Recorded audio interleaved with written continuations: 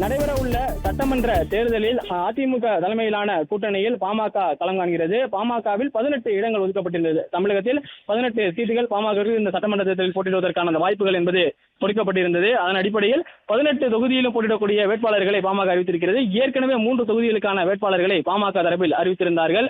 அதன் அடிப்படையில் அம்பத்தூர் தொகுதியில் KN சேகர் போட்டியிடுவார் என்று சொல்லப்பட்டிருந்தது.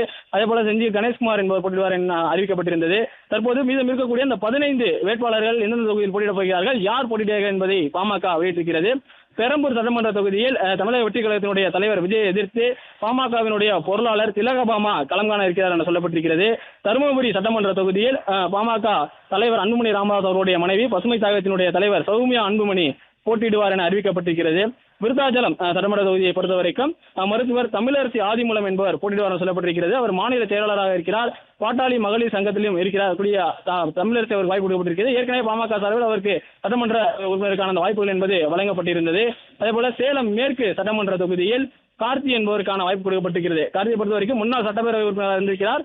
மண்டல ஒருங்கிணைப்பாளர் பாமக அவருக்கான அந்த பொறுப்பு என்பது கட்சியில் இருந்து வந்தார். அவருக்கான வாய்ப்பு சேலம் மேற்கு தொகுதியில் கொடுக்கப்பட்டிருக்கிறது. பெண்ணாகரம் சட்டமன்ற தொகுதியில் பாடி வே செல்வம் என்பவருக்கான வாய்ப்பு கொடுக்கப்பட்டிருக்கிறது. பாமகவினுடைய மாநில துணைத் தலைவராக இருப்பவர் செல்வம், அவருக்கு பெண்ணாகரம் சட்டமன்ற தொகுதியில் போட்டியிடுவதற்கான வாய்ப்பு கொடுக்கப்பட்டிருக்கிறது.